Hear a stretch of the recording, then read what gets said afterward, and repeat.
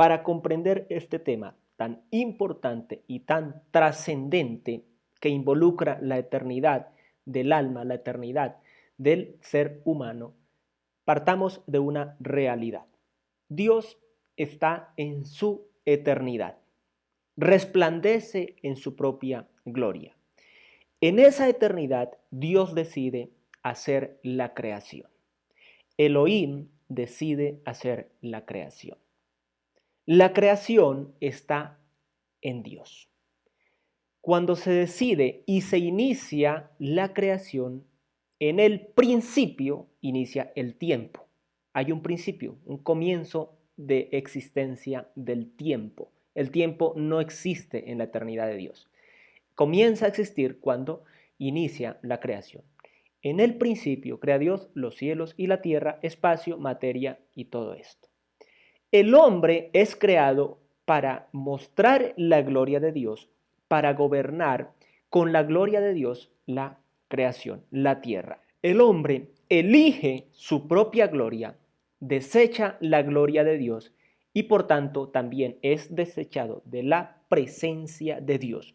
La vida de Dios en el hombre deja de ser, solamente continúa como un ser viviente sobre la tierra, pero la presencia de Dios y la vida de Dios en el hombre es quitada. Por lo tanto, viene la muerte como consecuencia de esa desobediencia, de ese pecado. Por elección del hombre, y aún hoy en día continuamos pudiendo elegir, sí, la vida de Dios, la gloria de Dios, o nuestra propia gloria, nuestra propia soberbia, nuestra propia arrogancia, nuestro propio camino. Solo hay un camino para ir a Dios, que es Jesucristo. Yo soy el camino, la verdad y la vida, él mismo lo dijo. Pero podemos elegir nosotros millones de caminos. El camino que se nos antoje o que se nos ocurra o que se nos pueda ocurrir como algo novedoso, ya se le ocurrió a alguien en el pasado. Y si no es el camino que es Cristo, ya sabemos cuál es el fin, la muerte segunda. Pero mientras que el hombre continúa en su gloria, está muerto, separado de Dios. Ahora, hubo un hombre principal de los fariseos en el tiempo de Jesucristo que viene a él de noche por miedo a que lo pillaran, por así decirlo, y le pregunta al Señor algunas cosas y el Señor le habla muy claramente. Nadie puede conocer a Dios ni tener la vida de Dios si no nace de nuevo. Y a muchos de nosotros hoy en día, sea en el pasado o en el presente, si estás en este momento por primera vez escuchando este concepto, o sea que lo escuches o lo veas en este video en el tiempo futuro y nunca te lo hayan referido, es muy importante que puedas quedarte porque las preguntas van a saltar a tu mente como han saltado a la mía y a la de millones a lo largo del tiempo. ¿Qué es esto de nacer de nuevo? Como dijo aquel fariseo, ¿es volver al vientre de mi madre siendo viejo? ¿Qué es eso de pasar de muerte a vida si yo estoy vivo? ¿Qué es eso de resucitar? ¿Qué es eso de volver a Dios?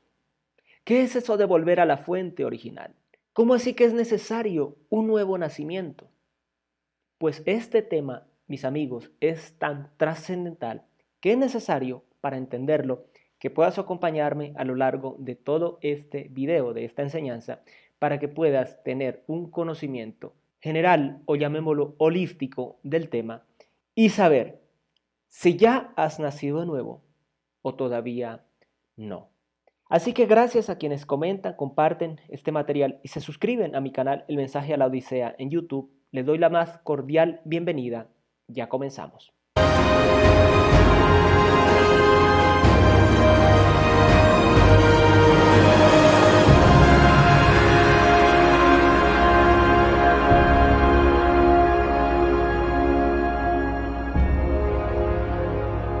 Nacer de nuevo. Qué tema tan interesante. Y lo más interesante aún, y a veces incluso preocupante, es que muchos hemos nacido de nuevo, pero ni siquiera somos conscientes de ellos.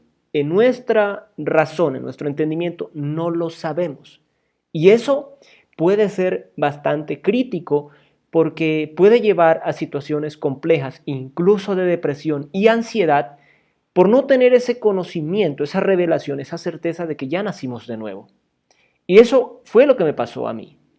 Pero aún más terrible es aquellos que creen que han nacido de nuevo, pero no ha nacido de nuevo. Porque ese es el engaño, y el engaño puede llevar a la perdición eterna. Entonces, es mejor haber nacido de nuevo y no ser consciente de ello, que no haber nacido y creer que ya se nació de nuevo. Pero, ¿qué es nacer de nuevo? Vamos a las primeras citas bíblicas y vamos a este pasaje de Juan 3, que fue el que mencioné en la introducción. Un hombre llamado Nicodemo, líder religioso, conocedor de la ley, de la profeta, de toda esta parte del Antiguo Testamento, llega una noche a hablar con Jesucristo y le dice: bueno, rabí, maestro, todos sabemos que Dios te ha enviado para enseñarnos, las señales milagrosas que haces son la prueba de que Dios está contigo. La revelación y el entendimiento de Nicodemo, por aún no tener el Espíritu Santo, es que es un conocimiento intelectual, racional, no revelado. Porque mira a Jesucristo, el Hijo de Dios, Dios mismo encarnado, y no le reconoce. Se da cuenta que ha venido de Dios como un profeta nada más. Lo mismo que hace hoy en día el Islam y muchas otras religiones del mundo. Entonces Jesús le respondió: te digo la verdad, a menos que nazcas de nuevo, no puedes ver el reino de Dios. Se lo dije al principio, nacer de nuevo es la clave de vivir para Dios o de vivir para condenación eterna. ¿Qué quieres decir?, exclamó Nicodemo. ¿Cómo puede un hombre mayor volver al vientre de su madre y nacer de nuevo? Jesús le contestó: te digo la verdad, nadie puede entrar en el reino de Dios si no nace de agua y del Espíritu.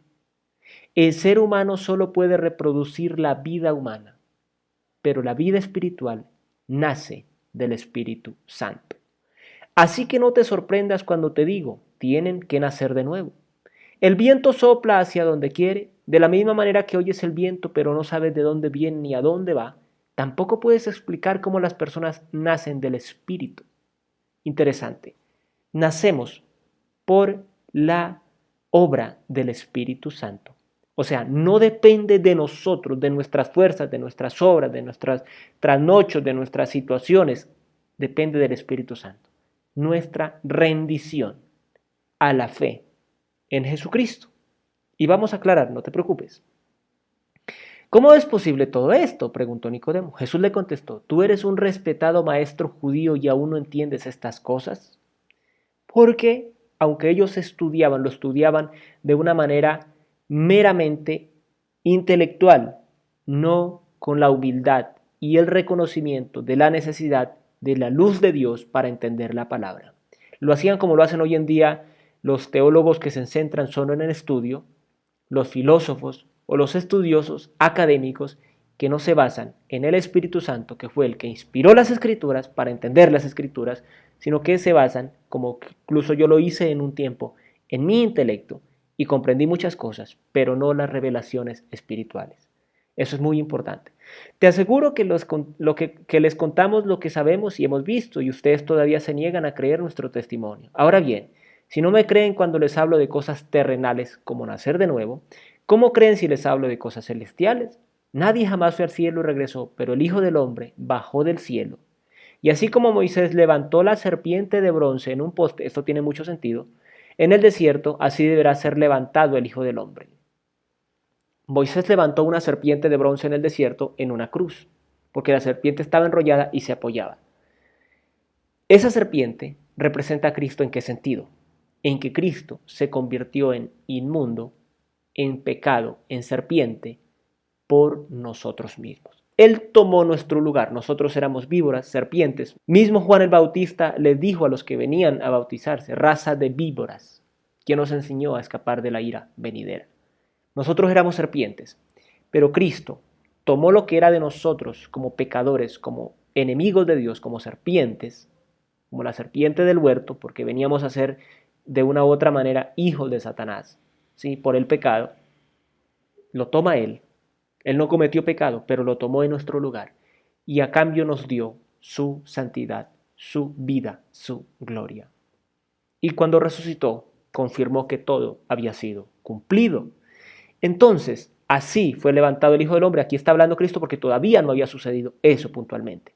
Para que todo el que crea en Él tenga vida eterna. Si quiere lo dejamos hasta acá. Ahí ya está claro. ¿Cómo es nacer de nuevo? Es creer en Jesucristo. Y ojo acá, porque el concepto de creer y el concepto de la fe en la vida humana está bastante distorsionada, su etimología y su verdadero significado. Fe no es creer en algo mitológico, o como que esperar que el viento se convierta en agua y el sol se convierta en nubes, o que las plantas den fruto de un momento a otro, en una vanidad, en algo vago, en algo ilusorio. No, la fe es una certeza. Tú tienes una propiedad a la venta, hagamos el ejemplo, una propiedad, un edificio a la venta. Yo te lo voy a comprar y tú haces conmigo una promesa de compraventa. Y yo hago un depósito a un banco intermediario por la mitad o una buena parte del capital para la compra de esa propiedad. Y ese documento es firmado y autenticado ante notario, con una fecha y un plazo estipulado. Y tú no has recibido el dinero, pero tienes el documento autenticado ante notario, donde certifica las cláusulas y la forma en que se hará el pago parcial y el pago total de esa propiedad. Tú no estás creyendo en una vana esperanza de que eso se va a realizar. Tú tienes una creencia certera, una certeza de que esa venta se va a concretar. Esa es la fe. Hebreos 11 lo dice, la fe es la certeza de lo que se espera. Cuando tú tienes certeza, no dudas. Es como cuando tú tienes certeza que va a llegar la noche al finalizar este día. Tú no andas pensando, ¿será que sí, será que no? No, porque tú ya sabes, no ha llegado, no hay evidencia de que va a llegar la noche porque está el sol. Pero tú no dudas porque hay una certeza que va a llegar. Estás en la noche y tienes una certeza que va a llegar la mañana, tanto que ni siquiera lo piensas. Esa es la verdadera fe. Por eso cuando yo digo, y un cristiano verdadero dice, yo creo, es una certeza por la cual se puede dar hasta la vida. Por eso fue que los apóstoles y muchos a lo largo de la historia, y hoy en día hay en África, en Asia, incluso en Europa, cristianos dando su vida sin chistar. ¿Por qué? Porque es una certeza que trasciende aún más allá de la vida. Esa fe, esa certeza en Cristo Jesús, en su obra finalizada en la cruz, en que Él puede salvarme y me salva y me ama, es nacer de nuevo. Así de sencillo, pero también muy complejo si queremos entenderlo con el intelecto y no solo creerlo. Porque hay cosas en Dios que se pueden entender, hay cosas que es necesario que las creamos. Y luego ya cuando vayamos a la eternidad, el rapto, o partamos de este mundo, las vamos a ver. Bien, entonces dice, para que todo aquel que en Él crea tenga vida eterna. O sea que el que no cree ya automáticamente no tiene vida eterna. Y sigue. Pues Dios amó tanto al mundo que dio a su único Hijo. Este versículo es el más conocido yo creo que del mundo. Para que todo aquel que en Él cree no se pierda, sino que tenga vida eterna. ¿Dónde lo repite? Segunda vez. Pues Dios amó desde el pasado, desde el tiempo de la creación, desde el tiempo de que cayó Adán. Amó al mundo, al hombre en el mundo, que dio a su Hijo unigénito para que todo aquel que en Él cree no se pierda, mas tenga vida eterna. Dios no envió a su Hijo al mundo para condenar al mundo, sino para salvarlo por medio de Él, para salvar al mundo. Dios no quiere que ninguno perezca, por muy malvado que haya sido, quiere que se arrepienta y le reconozca como su Salvador. No hay condenación para todo el que cree en Él, en Jesucristo. Pero todo el que no cree en Él ya ha sido condenado por no haber creído en el único Hijo de Dios. O sea, no es Dios quien condena, es la persona que se condena por no creer. Es como el que se está ahogando y le tiran un chaleco salvavidas, le tiran una soga y él no las agarra, las desecha, las quita. Yo no necesito esto. ¿Sí? Yo me salvo por mí mismo, yo puedo salir de aquí solo. Y está en un remolino de agua o está en un lago profundo y no puede salir de ahí. Pero piensa que sí, que él puede encontrar una forma, una manera y desecha lo que Dios le envió. Entonces, ¿quién se condena? El hombre por su propia decisión. No es Dios quien mande a nadie al infierno. Cada uno elige el cielo o el infierno en esta vida. ¿Sí? Eso tengámoslo muy claro. Esta condenación se basa en el siguiente hecho, nos aclara todo. La luz de Dios llegó al mundo. ¿Quién es esta luz? Jesucristo. Pero la gente amó más la oscuridad que la luz, porque sus acciones eran malvadas. Todos los que hacen el mal odian la luz y se niegan a acercarse a ella porque temen que sus pecados queden al descubierto. Pero los que hacen lo correcto se acercan a la luz para que otros puedan ver que están haciendo lo que Dios quiere. La palabra es muy clara y en muchas maneras lo dice. El que encubre sus pecados no prosperará, mas el que los confiesa y se aparta alcanza misericordia. El que va a la luz y dice, yo fallé, yo pequé, Señor, pero yo creo que por la obra finalizada de tu amado Hijo, mi Señor Jesucristo en la cruz, yo soy perdonado una vez y para siempre. Gracias por tu perdón. Y en adelante se mantiene en esa fe. Gracias por perdonarme. Mira, Señor, hoy hice esto, hice aquello, pero yo soy justificado en Cristo Jesús. Yo soy la justicia tuya en Cristo Jesús. Vicios, pecados, de generaciones, de años, de media vida, caen ante esa confesión, que somos la justicia de Dios, el Padre, en su amado Hijo, nuestro Señor Jesucristo. Aquí está todo. Pero tengo otras citas, porque yo sé que necesitamos entenderlo intelectualmente, muchos para poder creerlo. Juan 4:4, Jesús y la mujer samaritana, puedes leerlo tú, no lo vamos a leer porque haríamos súper extenso este video, pero es lo siguiente. La mujer llega y ve a Jesús, él le pide que le dé agua, ella le dice que no puede darle agua porque, bueno, judíos y samaritanos no se llevan bien. Él le dice a ella que puede darle un agua que nunca más va a tener sed. Ella dice, ¿cómo vas a darme agua si ni siquiera puedes sacarla del pozo? Él le habla y le permite entender verdaderamente que él era el Cristo, el Hijo del Dios viviente. Ella le dice, no tengo marido, y él le dice, bueno, has tenido 5 maridos y el que ahora tienes no es tu marido. Estoy parafraseando. La mujer se asombra y dice, wow, creo que tú eres el Cristo. Creo. Fe. Y automáticamente su vida se transforma, sale corriendo como loca, grita a todo el mundo que hay alguien que le mostró su pasado, que la conoce, y a pesar de conocerla no la desechó. Siendo una mujer fornicaria, siendo una mujer adúltera, siendo una mujer castigada por la sociedad, por los religiosos, por todo este tema, por el pueblo, aborrecida, iba al mediodía a traer agua cuando nadie iba para que nadie la viera y nadie se burlara de ella y la criticara, etc. Jesucristo no la ridiculiza, le da vida eterna. Y ella no entendía hasta que Él le permitió que entendiera que era nacer de nuevo. Y ella nació de nuevo ahí. Y ella pues recibiría luego cuando Cristo fue glorificado el Espíritu Santo y continuaría un ministerio si nomás fue capaz de traerle a toda la ciudad a Jesucristo para que lo escuchara. Es algo maravilloso. Cuando entendemos es algo maravilloso. Bien, 1 Juan 5:1. Todo aquel que cree que Jesús es el Cristo, el Salvador, el Hijo del Dios viviente, es nacido de Dios. Y todo aquel que ama al que engendró, ama también al que ha sido engendrado por él. Ama al Padre y ama al Hijo y ama al Padre. No se puede amar al Padre y no al Hijo, no se puede amar al Hijo y no al Padre. ¿Sí? Eso es totalmente lógico. Pero nacemos de Dios cuando creemos en Jesucristo. Nacemos de nuevo cuando creemos en Jesucristo. Vamos a seguirlo aclarando. Romanos 6:4. Porque somos sepultados juntamente con Él para muerte por el bautismo, a fin de que como Cristo resucitó de los muertos por la gloria del Padre, así también nosotros andemos ¿en qué? Vida nueva. Una vida es quitada, la vida de Adán, cuando creemos en Jesucristo, y se instaura la vida de Dios en nosotros, que es Cristo mismo.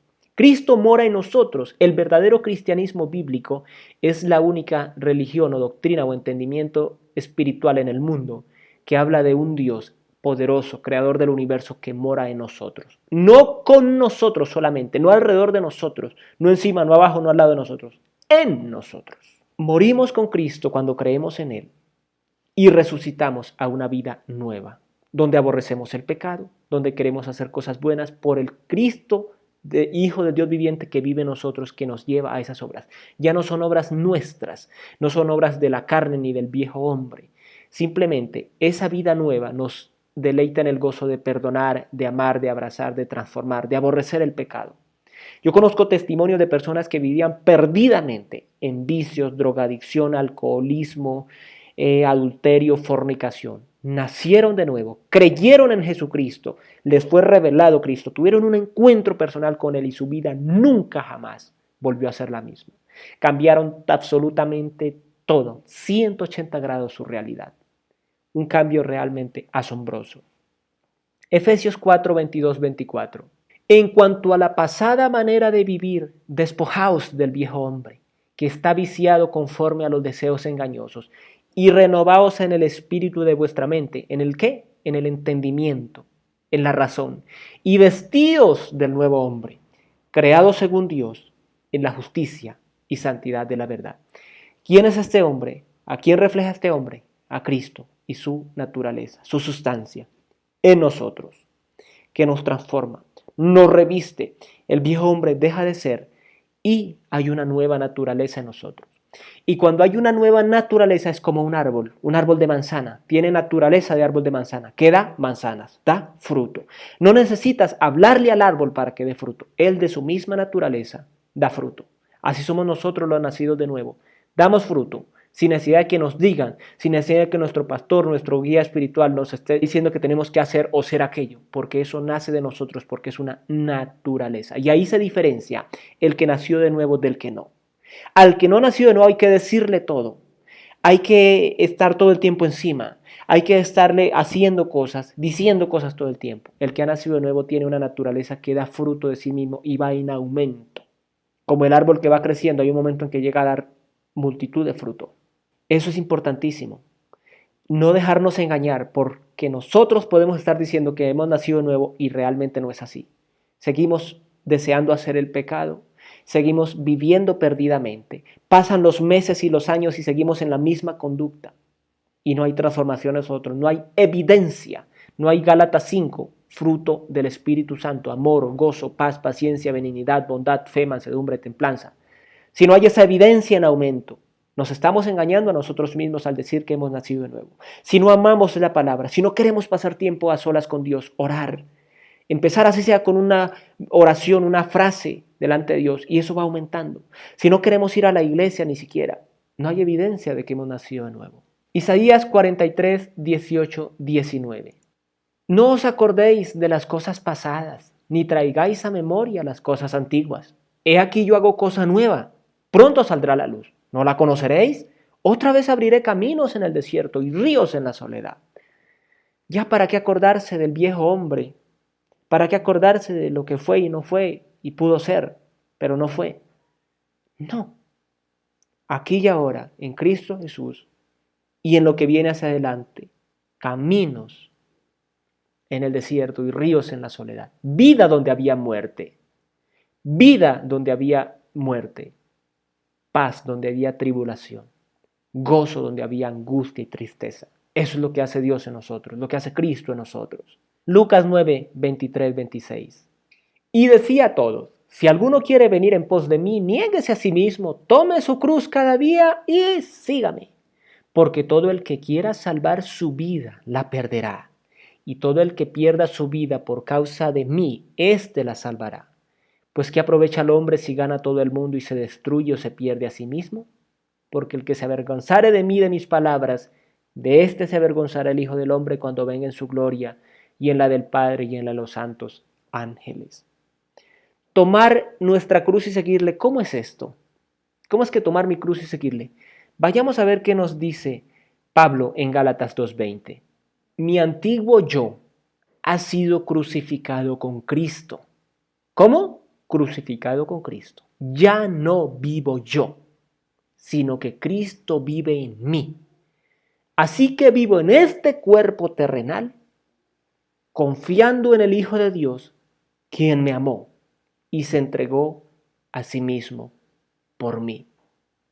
Y es por la gracia, no por las obras de la ley. Porque si fuera por las obras de la ley, lo que quiere hacer la carne, porque a la carne le gusta hacer y le gusta servir para ser elogiada, por demás habría muerto Cristo. Pero es por su gracia y la fe en su obra finalizada. Como Abraham, siempre lo voy a citar, Génesis 15. Dios le muestra a Abraham lo que iba a hacer en Cristo Jesús en el tiempo por venir, cuando le muestra las estrellas. Y dice la Biblia, creyó Abraham a Dios y Dios lo consideró justo. Le fue contado por justicia. No obró, no ofreció sacrificios en ese momento, creyó. Y luego, 2 capítulos después, Génesis 17, viene la circuncisión como señal del pacto, como señal de que ya había creído en Dios y en la obra de Jesucristo que vendría más adelante. Morimos juntamente con Cristo. Somos sepultados, como lo decían Romanos, juntamente con Él por el bautismo, porque el Espíritu nos sumerge en la vida de Dios. Nacemos de nuevo. Ese Espíritu en nosotros que estaba muerto por el pecado y la separación de Dios, se reaviva, toma fuerza y nos empieza a llevar al camino de Dios, que es Cristo. Estudio bíblico, oración, luego vienen los ayunos, luego la Santa Cena, la Santa Comunión, el bautismo físico en agua, obviamente antes de la Santa Cena y toda esta parte. ¿Por qué? Porque empieza a darse la evidencia de una vida nueva. Y no nos da fastidio la vida de Dios, sino que empezamos a amarla. Aborrecer el pecado, eso sí nos da fastidio. Pecamos porque obviamente caemos a veces de palabra, de acción, de omisión, a veces caemos.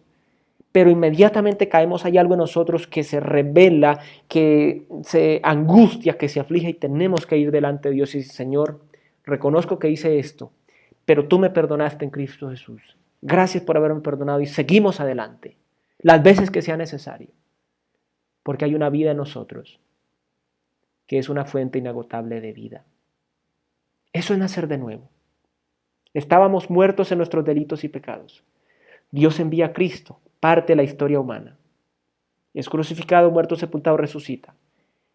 Recibimos el mensaje de Cristo y creemos en Él, que Él es nuestro único y suficiente Salvador, que por nosotros no podemos salvarnos, pero que Él y en Él, por Él y para Él hay salvación. Nacemos de nuevo por esa fe. El Espíritu Santo hace la obra en nosotros de convencernos de pecado. No somos nosotros que nos convencemos de pecado, es el Espíritu Santo en nosotros. Creemos en Jesucristo y ahora somos convencidos de justicia, de la justicia de Cristo, su obra completa, absoluta y finalizada en la cruz. Y tenemos la eternidad asegurada en Cristo, porque la salvación no se pierde, y eso ya lo he hablado en este canal, el mensaje a la Odisea. Espero haberle sido de edificación este mensaje por la obra del Espíritu Santo. Gracias por sus comentarios, preguntas, compartirlo. Nos vemos en el siguiente, Dios mediante. Adiós.